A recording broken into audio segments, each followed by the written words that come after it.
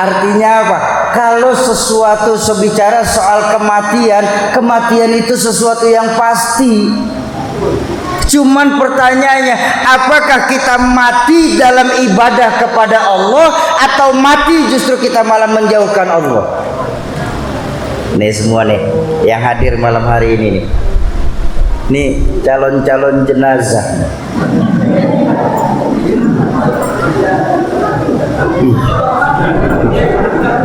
Loh, Pak, maaf Pak, mati nggak Pak? Ibu-ibu tuh mati apa enggak? Saya belakangan.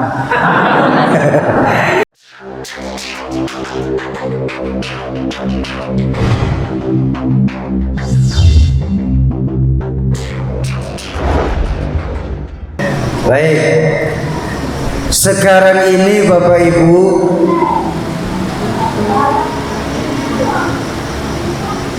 banyak orang bisa memberi contoh, tapi sedikit orang yang mampu menjadi contoh. Betapa sekarang ini orang lebih mendahulukan logika daripada akal kita. Padahal kita lupa yang namanya agama ada hal-hal yang bisa dijelaskan, tapi juga banyak hal-hal yang tidak dapat dijelaskan. Ya Bung ye. Kalau dalam agama semua hal bisa dijelaskan, itu bukan agama Pak namanya, tapi ilmu pengetahuan. Pun kalau dalam agama semua tidak bisa dijelaskan, itu juga bukan agama namanya. Apa? Dongeng. Yang namanya agama ada hal-hal yang bisa dijelaskan, tapi juga banyak hal-hal yang tidak dapat dijelaskan. Ketika bertemu dengan hal-hal yang tidak dapat dijelaskan, bisa ditangkap dan dipahami dengan nilai-nilai keimanan. Setuju? Contoh, bagaimana mungkin bisa otak sekecil kita di Rumbai ini memahami peristiwa sebesar Isra dan Mi'raj? Ayo kita tengok Pak. Dalam melakukan Isra Mi'raj, baginda Nabi melakukan perjalanan yang sedemikian jauh dalam tempo yang sedemikian singkat, menembus 3 buah alam: alam nasut, alam malakut, alam lahut.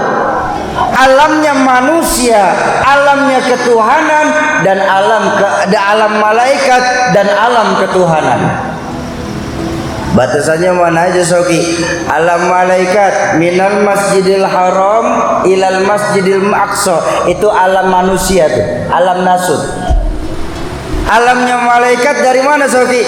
Dari langit ke-1 sampai naik ke langit ke-7, itu alamnya malaikat. Alam ketuhanan mana Soki? Mau naik lagi dari langit ke-7 ke Sidratul Muntaha, Rafraful Akhdar, Mustawa sampai Arsy. Itu alam ketuhanan. Yang jangankan kita manusia, malaikat saja nggak bisa masuk. Coba bayangkan, menembus 3 buah alam cuma dalam sepertiga malam terakhir. Nggak mungkin, kata kita orang Rumbai Pak.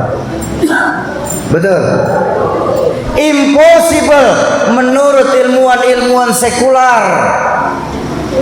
Nehi kalau kata Sarukan. Kita sering lupa Isra Mi'raj ini maunya Allah. Ketika sudah bertemu dengan maunya Allah, apa yang enggak mungkin buat Allah? Betul apa betul?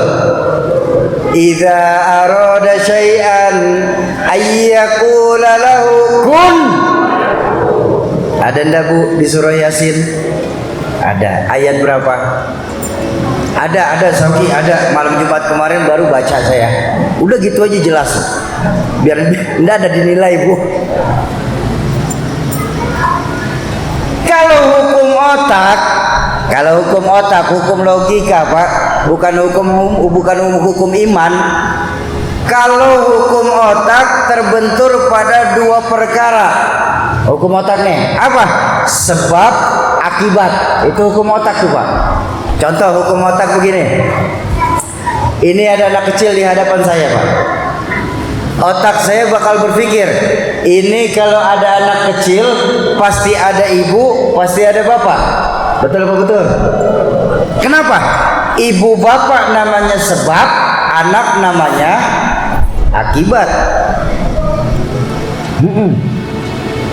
Gara-gara kerjasama yang baik antara ibu sama bapak, maka keluar anak. Itu hukum otak. Tapi kalau hukum Allah nggak mesti kayak begitu Pak. Nabi Adam, ibu ada, bapak, ibu nggak ada, bapak nggak ada. Allah mau jadi Nabi Adam. Jadi apa tidak? Jadi. Nggak akan bisa Bapak Ibu, abang-abang saya sekalian, diselidikin bahkan dengan ilmu yang paling mutakhir sekalipun. Kok Nabi Adam bisa ada ya Soki? Padahal Nabi Adam kan nggak punya ibu, nggak punya bapak. Apa mungkin Nabi Adam keluar dari karet? Di sini otak mesti tahu diri. Itu bukan wilayah kamu. Otak. Bukan botak, otak. Ini kan kadang-kadang otak kita ini nggak mau kerja sama dengan iman kita Pak. Makanya Allah sudah mewanti-wanti lebih dari 14 abad yang lalu lewat Al-Quran. Apa peringatan Allah? Kalla innal insana la yatgha ara'ahus taghna. Jangan suka begitu.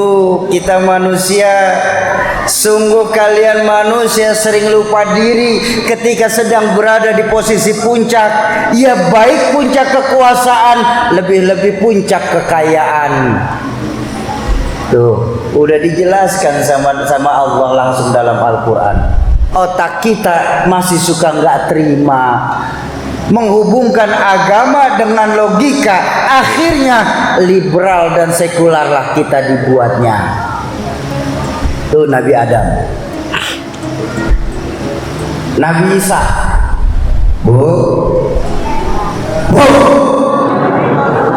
ogah bener menyaut. Tenang Pak, kalau kita kan CS Pak ya. Tuh belakang reseh tuh, Bu. Nabi Isa Bu, tahu Nabi Isa? Kenal Nabi Isa? Kenal di mana? Kenal. So kenal ibu nih. Oh kenal lama. Nabi Isa, ibu ada, bapak nggak ada. Allah mau jadi apa tidak Nabi Isa? Jadi Bu, nggak mungkin bisa Bu diomongin dari kebiasaan masyarakat di Rumbai ini Bu. Kok Siti Maryam bisa hamil ya? Padahal Siti Maryam kan tidak punya suami. Oh maaf Bu, Siti Maryam seorang perempuan suci. Beliau hamil tanpa suami, itu disebut mukjizat. Betul apa betul? Apa namanya Bu? Mukjizat. Sayang banyak perempuan sekarang nggak mau kalah sama Siti Maryam.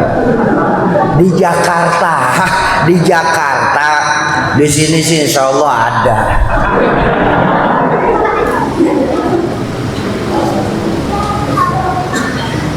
Kenapa itu semua bisa terjadi Sauki? Kita lebih mendahulukan logika dibandingkan iman.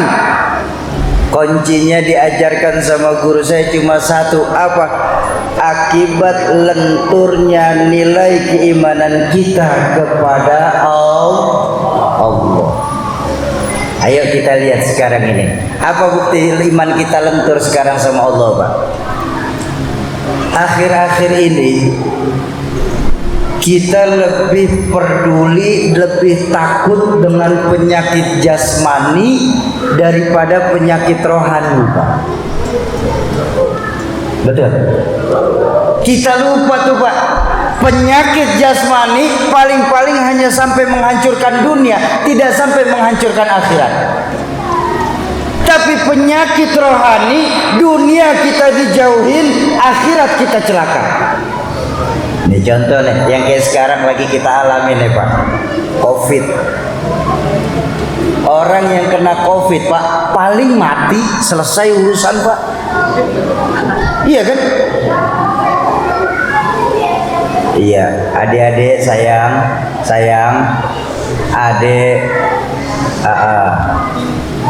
iya minta tolong Pak, maaf, susah ngomong kalau ada saingan.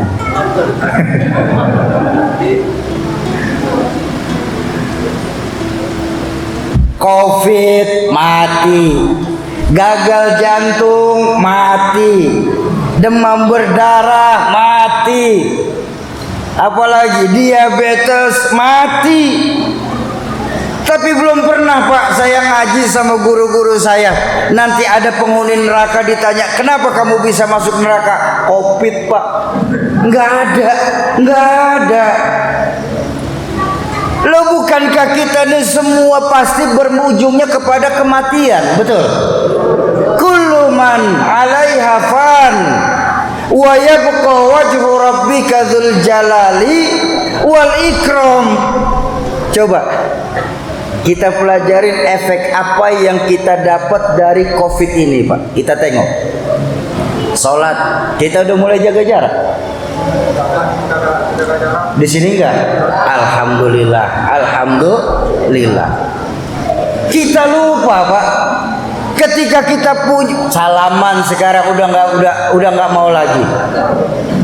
Padahal baginda Nabi mengajarkan orang yang bersalaman di antara dua saudara muslim, selama tangan itu masih menggenggam, Allah rontokkan dosa-dosa mereka.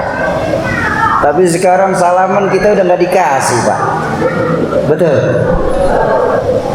Coba lihat sekarang. Kita lupa ketika Allah turunkan penyakit, maka Allah pula yang akan mengangkat penyakit itu. Wa idza maratum fahuwa yashfin. Kalau saja kita sakit, yakin 1000% Allah yang akan menyembuhkan kita. Dokter, obat, tabib, masker, hand sanitizer cuma perantara. Tapi sekarang kita tengok, Pak, perantara kita jadikan tujuan. Saya mau cerita nih. Saya punya kawan di Jakarta, Bang. Semenjak pandemik ini, Bu, orangnya itu kebetulan terlalu fobia, ketakutan yang berlebihan.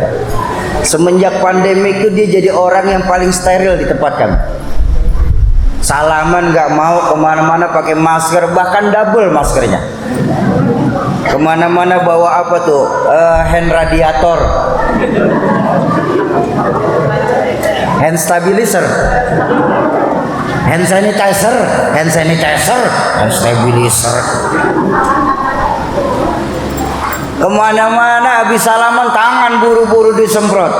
Pulang dari mana-mana mandi, baju dicuci pakai air panas. Minggu kemarin mati juga, Pak, tuh orang. Kenapa? Ketabrak bis, Pak. Artinya apa? Kalau sesuatu sebicara soal kematian itu sesuatu yang pasti. Cuman pertanyaannya, apakah kita mati dalam ibadah kepada Allah atau mati justru kita malah menjauhkan Allah? Nih semua nih yang hadir malam hari ini nih. Nih calon-calon jenazah.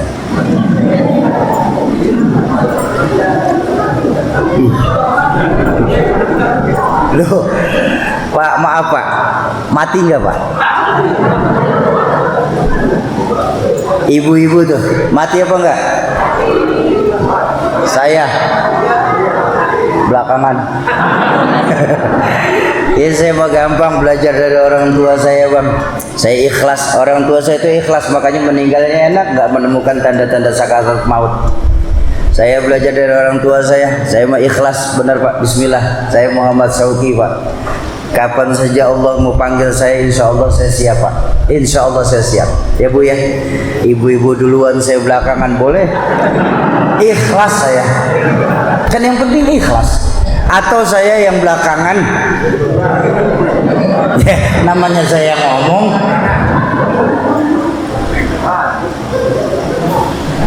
Semua kita cuma sebatas perantau Pak di bumi Allah ini. Semua kita.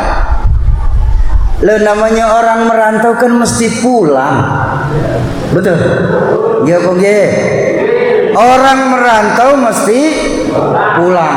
Sombong kita Pak.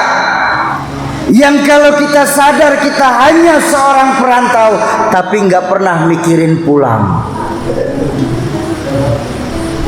Pulang seharusnya senang. Pulang seharusnya girang. Contoh. Selesai pengajian wakaf Quran, kita pulang ke rumah masing-masing. Pulang. Senang apa enggak? Kenapa senang Bu? Pulang ke rumah. Copot kerudung ganti daster ya. Terbukti orang pulang pasti senang. Lebaran, masyarakat Rumbai yang punya kampung pulang mudik. Yang mudik Lebaran senang apa enggak? Kenapa senang? Ketemu orang tua, ketemu keluarga besar. Terbukti orang pulang pasti senang. Kalau Bapak Ibu ingat, dulu ketika sekolah, di kelas kita ada guru galak sekali Pak. Pas kebetulan pelajaran beliau ada pengumuman, ibu guru nggak masuk sekolah, anak-anak boleh pulang. Pulang, senang apa enggak? Kenapa senang? Nggak belajar, jam pelajaran kosong. Kan terbukti orang pulang pasti senang. Terakhir, selesai hidup di dunia kita pulang kepada Allah. Pulang, senang apa enggak? Ragu-ragu, nggak konsekuen nih orang Rumbai.